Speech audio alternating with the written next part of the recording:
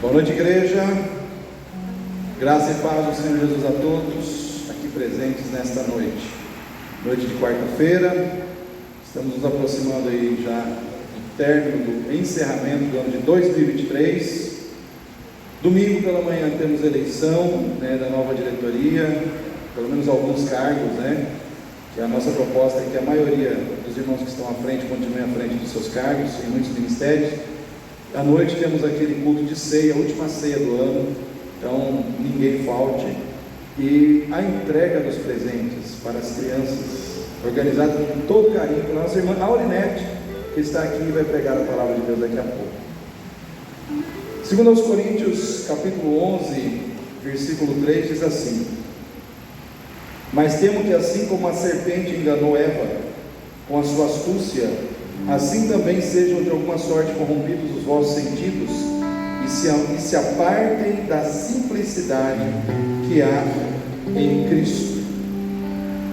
Queridos, quando Satanás, através da serpente, ou incorporado na serpente, porque a Bíblia diz que existia a serpente e existia o diabo, E parece que o diabo sempre precisa de um corpo físico para poder atuar na terra, Tanto é que ele usou a serpente. Ali não existia pecado ainda, mas o ser humano foi enganado. Mesmo o ser humano não tendo ainda o pecado em si, a sua mente, os seus sentimentos, os seus pensamentos eram ainda sujeitos à corrupção. Tanto é que a Eva foi iludida e enganada pela serpente, que é Satanás.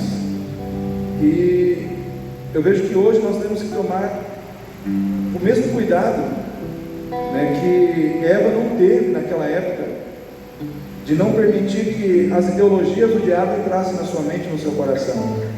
Eu digo que hoje o campo de batalha, o principal campo de batalha de Satanás nas nossas vidas é o campo ideológico. Nós nunca tivemos problemas tão grandes com ideologias como nós temos nos dias atuais. Esses dias eu vi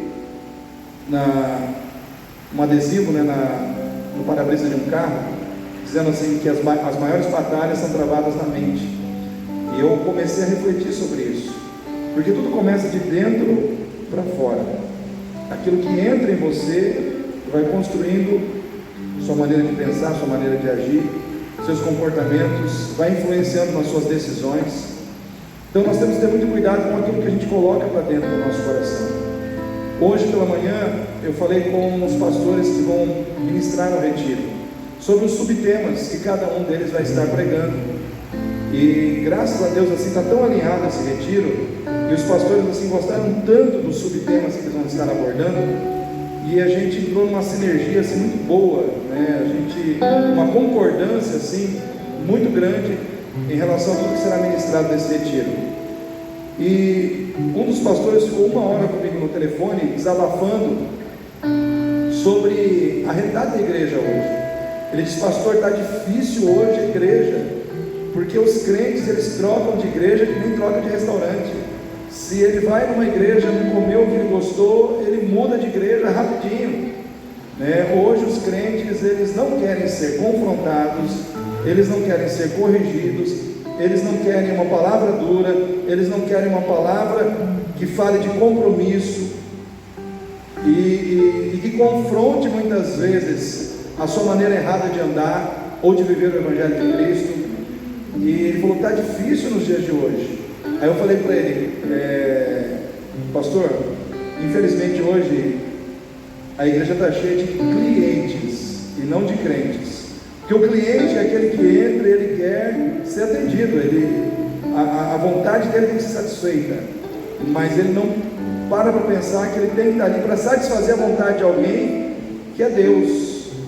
E a gente conversou sobre essas situações, conversamos sobre essa questão da predestinação, do arminianismo, das ideologias que hoje estão corrompendo a mente dos líderes. E infelizmente nós acabamos falando assim, na nossa conversa a gente mencionou o nome de muitos líderes, muitos pastores que no passado a gente foi edificado através da vida desses pastores, e hoje muitos desses pastores estão mais defendendo ideologia política, ideologia de classe, e ideologia, enfim, ideologias sociais do que propriamente a verdade do Evangelho. Então a ideologia hoje, ela tem se tornado algo muito forte na mente, no coração das pessoas, inclusive no coração de muitos crentes e inclusive no coração de muitos líderes. E aí, quando eu penso em tudo isso, eu vou para esse texto aqui que eu acabei de ler, onde o apóstolo Paulo ele diz: eu temo que assim como a serpente enganou a Eva com astúcia, assim também de alguma sorte sejam corrompidos os vossos sentidos.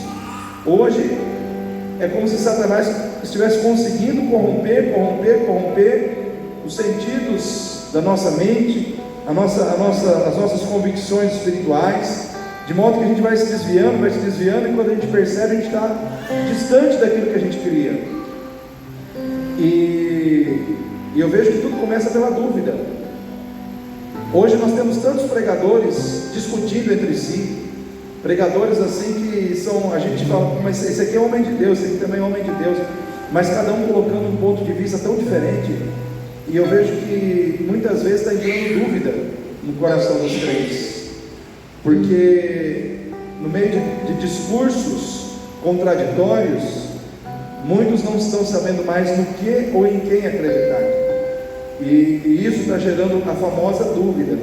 E por onde é que a serpente começou a trabalhar no coração de Eva para enganar? Através da dúvida. Quando Satanás perguntou para Eva: o que Deus te diz? Eva disse: o Senhor nos disse que do fruto da árvore do conhecimento do bem e do mal nós não podemos nem tocar e não comer. O que a serpente disse? Não é bem assim. Não é bem assim. Esse não é bem assim, irmãos. Tem tanta gente hoje com esse discurso de não é bem assim. Não é bem assim. E aí o que acontece? A gente está sendo induzido ao erro. A gente está sendo induzido ao erro. E esse pastor que conversou comigo, ele comentou sobre um pastor que a gente conhece, que é um pastor que a gente conhece bom, mas eu não vou mencionar o nome desse pastor aqui, exatamente para não gerar conflito, fofoca ou julgamento. Mas ele disse que esse pastor foi convidado a ministrar no encontro de casais da igreja dele, e esse pastor disse que o casamento ele é cultural. E aí deu um exemplo dos gregos e começou a canalizar o entendimento do casamento como uma coisa que nas entrelinhas poderia até se permitir a união de pessoas do mesmo sexo. E aí depois ele teve que consertar tudo isso que esse pastor, que a gente conhece, disse nesse encontro de casais. Ele teve que chamar as pessoas e falar: gente, eu sei que ele falou isso, mas casamento é uma instituição de Deus. Vamos voltar para a palavra, vamos voltar para o Gênesis, né? Então, olha só, eu estou comentando isso com os irmãos entenderem que está difícil nos dias de hoje. Às vezes você vê lá o título pastor, é pastor, mas de repente você não sabe se aquele pastor realmente está alinhado com as verdades bíblicas. Então hoje em dia está difícil.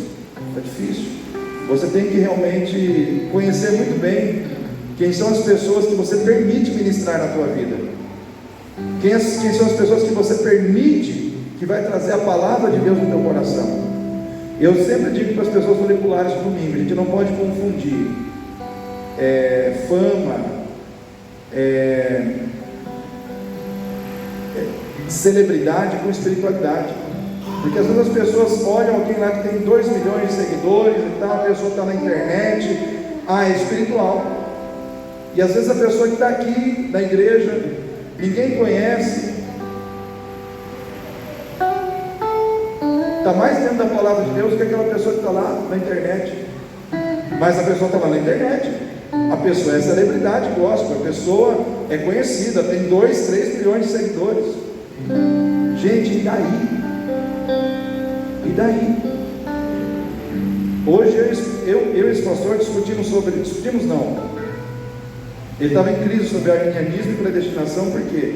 Porque ele segue um pastor na internet que eu também admiro demais. Eu admiro demais esse pastor. Só que esse pastor, ele é da linha da predestinação.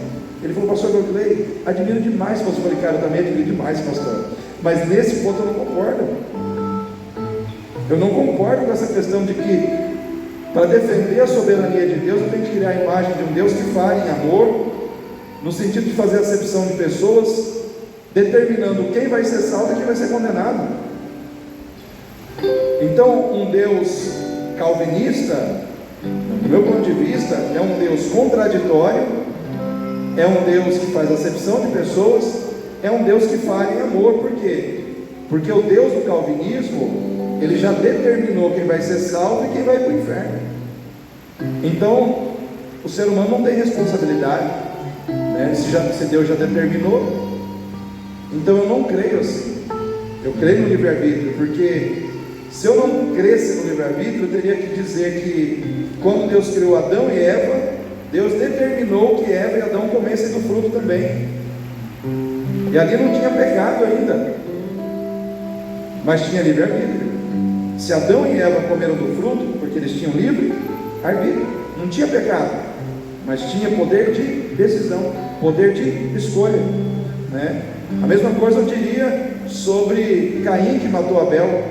Deus chega para Caim e fala: ó, eu estou vendo que o pecado está à porta do seu coração, sobre ele você deve dominar, porque Deus já tinha visto que no coração de Caim ele estava com desejo de tirar a vida de Abel.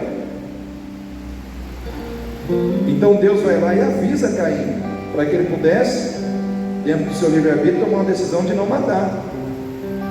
Agora, se eu vou pelo calvinismo, eu encontro um Deus contraditório que chega e diz: ó, não mata, aí ele determina que você mata. Ou seja, o mesmo Deus que fala para não matar, ele manda matar, ele determina que tem que matar. Então eu não consigo entender, dentro da visão calvinista, a construção dessa imagem desse Deus que determina decretos e que determina tudo que vai acontecer antecipadamente, de modo que o ser humano é apenas um participante de tudo aquilo que ele determinou, mas que não tem o poder de interferir em nada em relação à sua vida e em relação à vida das outras pessoas. Então, mas nós conversamos bastante sobre esse tema. Por quê? Porque esse tema está sendo conflitante dentro da igreja dele. Está tendo muitas pessoas confusas na igreja por causa dessa questão de predestinação e arminianismo. Então olha só, a gente pensa que é um assunto bobo, mas está confundindo muita gente. Então hoje é um tempo da gente entender as verdades bíblicas, para a gente não errar, para a gente caminhar na direção que Deus quer. Eu acredito num Deus que nos fez com livre-arbítrio. Eu acredito num Deus que tem presciência de todas as coisas, e mediante a sua presciência, aí sim ele predestina aquele que ele já sabe que vai aceitá-lo. Ele já trata essas pessoas como predestinados da fé, porque ele sabe que essas pessoas vão aceitá-lo, né? Então antecipadamente ele já fala com essas pessoas, dizendo: você foi escolhido. Por quê? Porque eu vi que você me aceitou, porque eu vi que no seu coração havia uma receptividade a tudo aquilo que eu preparei para você. Então você é escolhido mediante a sua fé, você é escolhido mediante a sua capacidade de crer naquilo que Deus tem determinado através da sua palavra na sua vida. Então eu quero que você fique em pé nesse momento, para que nós possamos louvar ao Senhor, engrandecer o nome do Senhor.